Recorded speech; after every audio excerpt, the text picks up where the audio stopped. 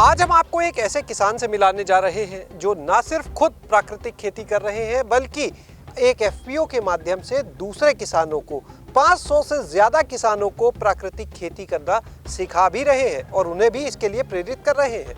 जी हाँ, हम पहुंचे हैं अलीगढ़ के शेखा गांव में और हमारे साथ में इस समय मौजूद है संतोष सिंह जी। संतोष जी, बहुत बहुत स्वागत है आपका हमारे साथ। जी नमस्कार। ये कहाँ से अचानक मन में आया? क्या हमेशा से प्राकृतिक खेती कर रहे हैं या कुछ और? ये संकल्पना जो है वर्ष 2012 में आई, क्योंकि मेरी बड़ी बहन का कैंसर के कारण से उनकी मृत्यु हुई। तो ध्यान में आया कि कैंसर किस कारण से हुआ।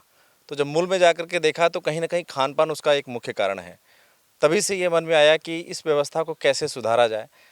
तभी से पद्मश्री सुभाष पालेकर जी के संपर्क में आए, प्राकृतिक कृषि के जो विषय को समझा, प्रशिक्षण लिया और वहीं से अपना ये कारवां आगे बढ़ा और बढ़ते हुए वर्ष 2020 तक का सफ़र तय किया और एफपीओ स्थापित करके किसानों को संवैधानिक तरीके से किस तरीके से हम उनको आगे बढ़ा सकते हैं, व्यवसायिक के दृष्टिकोण से कैसे आगे बढ़ा सकते हैं, भूमि को कैसे सुपोषित कर सकते हैं, इस सारे विषयों को लेते हुए हम लोग आगे बढ़ करके एफपीओ के माध्यम से हम लोगों ने प्रयास किया है आगे बढ़ने का और ये निरंतर हम लोग इस तरीके का प्रयास कर रहे हैं। कितने क्षेत्रफल में आपने इस खेती को शुरू किया था? आज वर्तमान में अपने पास में हम 511 किसानों का पूरा समूह है, ब्रज किसान जो एफपीओ है अपना स्थापित, और इसमें 481 हेक्टेयर का क्षेत्रफल अपना आच्छादित है, जिसमें प्रमुख रूप से हम लोग दलहन और तिलहन जैसी फसलों को प्रमुख रूप से वरीयता दे रहे हैं और उसी को हम लोग आगे बढ़ाने का काम कर रहे हैं। साथ ही साथ चूँकि ये क्षेत्र जो है अपना बासमती का क्षेत्र है, तो बासमती धान भी है, मक्का भी है। बाजरे में अगर हम देखते हैं तो देशी बाजरा जो है वो विलुप्त सा होता जा रहा है, उसको भी हम लोगों ने पुनः जीवित करने का काम किया है। आज अपने पास में लगभग हम 25 एकड़ के क्षेत्रफल में देसी बाजरे को भी बढ़ाने का प्रयास किया है प्राकृतिक कृषि के माध्यम से। तो ये क्या अस्थायी ज़मीन अपनी है आपकी? स्वयं की तो अपनी कुल 4 एकड़ की भूमि है और शेष जो भूमि है, चूँकि किसानों का ये संगठन है तो किसानों का अपना जो लघु सीमांत किसान है, ऐसे सारे किसानों की भूमि इसमें शामिल है। अच्छा, एक चीज़ और जानना चाहेंगे आपसे, जो हमने सवाल किया पहले, आज आप कितने में कर रहे हैं तो आपने बता दिया, शुरुआत कितने से की थी प्राकृतिक खेती की? शुरुआत स्वयं के खेत से किया था, जो अपना 4 एकड़ की भूमि है उसमें से 1 एकड़ में तो अपना पूरा प्रशिक्षण केंद्र इस प्रकार का हम लोगों ने स्थापित कर रखा है किसानों की सुविधा के लिए।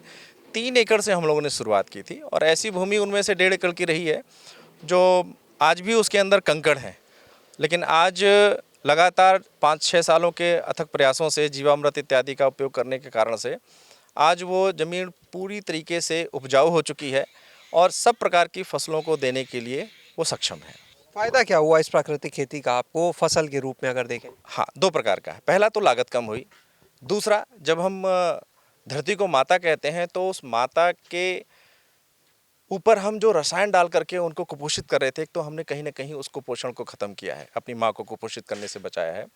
दूसरा, जो उत्पादन तैयार हुआ है वो उत्पादन पूरी तरीके से विषमुक्त रहा है।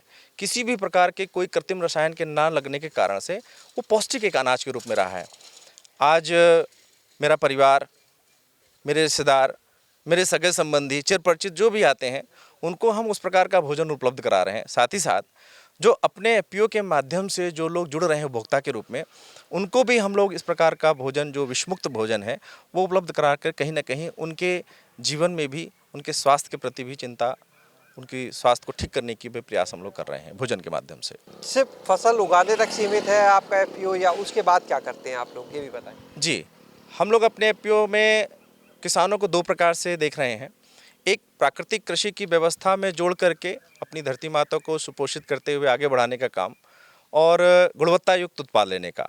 दूसरा, वहीं जो सामान्य खेती, रसायन परंपरागत खेती कर रहे हैं उनको हम लोग 10 से 20% प्रतिवर्ष रसायनों को कम करके उनकी लागत को कम करा रहे हैं। एक दूसरा, उच्च गुणवत्ता युक्त जो बीज है, जो भारत सरकार के अनेक संस्थान हैं, चाहे वो दलहन अनुसंधान केंद्र हो, चाहे चारा अनुसंधान केंद्र हो, चाहे हमारा धान का या अन्य प्रकार के गेहूं या जौ के अनुसंधान केंद्र हैं, ऐसे वैज्ञानिकों के संस्थानों के वैज्ञानिकों के माध्यम से हम लोगों को उच्च गुणवत्ता का बीज भी प्राप्त हो रहा है। उस उच्च गुणवत्ता के बीज के माध्यम से किसानों को दे करके कहीं ना कहीं उनकी जो बीजों पर लागत आ रही है वो कम कराया जा रहा है। वहीं बीजों का उत्पादन करके और बीज में भी हमारे किसान आत्मनिर्भरता की ओर आगे बढ़ रहे हैं। यानी बीज का उत्पादन भी शुरू कर दिया? जी हाँ, अपने एफपीओ में हम लोगों ने बीज उत्पादन का लाइसेंस भी ले रखा है। उसके माध्यम से गत 3 वर्षों से हम लोग बीज का उत्पादन कर रहे हैं। आज हमारे एफपीओ में हम सरसों में आत्मनिर्भर हैं। हमारा अपना स्वयं का सरसों का बीज भरतपुर अनुसंधान केंद्र के द्वारा लेकर के तैयार किया हुआ है। उसी प्रकार से पंतनगर के सहयोग से हम गेहूं में, उसी प्रकार से मेरठ में जो सीपीआरआई है वहाँ से हम लोगों को फाउंडेशन बीज मिल करके हम गेहूं में आलू में तैयार कर चुके हैं। और अब इस वर्ष हम लोग दलहन में मूँग और खरीफ में हम लोग अभी धान पर जो एपीडा के माध्यम से हम लोग को सहयोग मिल रहा है, उसके माध्यम से हम लोग बीज उत्पादन करके उसमें भी आत्मनिर्भरता की ओर आगे बढ़ने का प्रयास कर रहे हैं, ताकि उससे जब अपना बीज तैयार होगा तो जाहिर सी बात है कि उसका जो मूल्य होगा वो कम होगा और किसानों को मार्केट के महंगे बीजों को नहीं लेना पड़ेगा। तो कहीं ना कहीं वो उनकी लागत पर, उनकी आय पर कहीं ना कहीं प्रभाव डालेगा वो। तो ये जो प्राकृतिक खेती से फसल मिलती है, इसके बाद इस फसल में जो भी उत्पाद है, चाहे वो दाल हो, चाहे वो गेहूँ हो, तो इसको बाजार में आप कैसे बेचते हैं? मंडी में ले जाके बेचना या खुद उसकी पैकिंग करके बेचना, किस तरह से प्रक्रिया रहती है? इसमें हम लोगों ने 2 प्रकार की व्यवस्थाएं कर रखी हैं। पहला, जो प्राकृतिक कृषि के हमारे अपने उत्पाद हैं, उन उत्पादों के लिए अपने पास में एक बड़ी बेल्ट तैयार हो गई है किसानों के द्वारा, और अपने चिर परिचितों के माध्यम से हम लोग प्रथम बार जब कोई नया उपभोक्ता जुड़ता है तो उनको प्राकृतिक कृषि के उत्पाद और जो सामान्य रसायन कृषि से उत्पाद जो तैयार किए गए हैं उनके आस्वादन के माध्यम से अवलोकन कराने का प्रयास करते हैं कि दोनों की गुणवत्ता में क्या अंतर है। और जब वो इस उत्पादन के गुणवत्ता के आस्वादन के आधार पर जब पहचान कर लेता है तो कहीं ना कहीं वो भी जुड़ता है और उसके साथ साथ अपने चर परिचितों को भी जोड़ने का प्रयास करता है। तो ऐसा लगभग 200 से अधिक अपने साथ परिवार जुड़े हुए हैं जो अपने किसानों के द्वारा जो प्राकृतिक कृषि के उत्पाद हैं उनको निरंतर ले रहे हैं। तो सीधे सीधे किसान एफपीओ के माध्यम से उपभोक्ताओं तक पहुंचाने का ऐसा काम कर रहे हैं जो प्राकृतिक कृषि के उत्पाद हैं। ये आपके पीछे हम देख रहे हैं क्रय केंद्र चल रहा है यहाँ पर एक। जी, इसमें चूँकि एफपीओ हैं हम, तो एफपीओ के माध्यम से किसानों की जो उपज है, चूँकि सरकार इसमें काफ़ी सहयोग करती है, तो कई प्रकार की कमोडिटी है जिसको एमएसपी पर खरीद करती है। तो हमारे अपने किसान हमारे अपने गांव और आसपास के क्षेत्रों से यहाँ से 20-25 किलोमीटर दूर ना जा सकें, उससे भी उनकी लागत बढ़ेगी। डीजल, पेट्रोल, पारिश्रमिक के रूप में कोई ना कोई मजदूर लेकर जाएंगे। तो हम लोगों ने अपने एफपीओ के केंद्र पर ही ये एमएसपी का केंद्र स्थापित किया हुआ है। अपने आसपास के किसान यहाँ आते हैं, बहुत कम समय में अपने उत्पादों को एमएसपी पर बेच करके और अपने घर को प्रस्थान करते हैं, सीधे उनके खाते में पैसा पहुँचता है। ऐसा हम लोगों ने अपने एफपीओ केंद्र पर व्यवस्था की हुई है। बात आती है प्रोसेसिंग इन चीज़ों की, क्या उसके क्षेत्र में भी अभी काम चल रहा है? जी, हम लोगों ने अभी प्रोसेसिंग के क्षेत्र में अभी हम लोगों ने, चूँकि जैसे अपने एफपीओ में 2 प्रकार की फसलें प्रमुख हैं। एक दलहन, जिसमें हम लोग मूंग, उड़द और मसूर पे काम कर रहे हैं, हमारा क्षेत्र इसी में है। बाकी जो 2 फसलें हमारे यहाँ से जा चुकी हैं उनको जीवंत करने का प्रयास कर रहे हैं, जैसे चना और अरहर, जिसमें दलहन अनुसंधान केंद्र कानपुर का सहयोग मिल रहा है हम लोगों को। वहीं प्रोसेसिंग के क्रम में जब हम आते हैं तो तिलहन में हम लोगों के पास में सरसों और मूंगफली है। तो हम लोगों ने पिछले वर्ष से सरसों के तेल की प्रोसेसिंग का काम शुरू कर दिया है।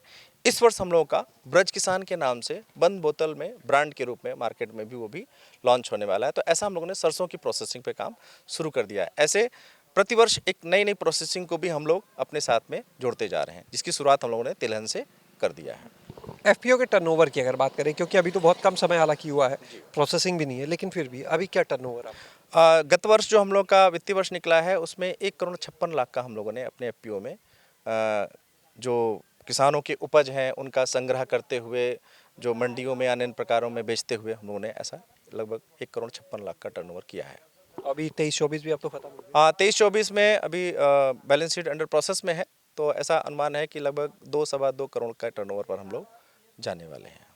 बहुत बहुत शुक्रिया हमसे बात करने के लिए। तो आपने यहाँ पर संतोष जी को सुना, जिन्होंने एक ऐसी दुर्घटना हुई जिसने पूरा जीवन बदल के रख दिया, खेती शुरू कर दी और खेती भी प्राकृतिक तरीके से, और खुद अकेले नहीं बल्कि ये भी सोचा कि एक आदमी के प्राकृतिक खेती करने से क्या होगा, क्यों ना बाकी किसानों को इस राह पर लेके चले। तो एक एफपीओ बनाया, उसमें 500 से ज़्यादा किसान जुड़े, उन सभी को प्राकृतिक खेती के बारे में बता रहे हैं। इसके अलावा अन्य किसानों को भी इसके बारे में बताते हैं, और लगातार एक तरफ जहाँ फसल उत्पादन कर रहे हैं तो वहीं दूसरी ओर अब उसकी प्रोसेसिंग के काम से भी वो जुड़ गए हैं। शैलेश अरोरा, गाँव जंक्शन।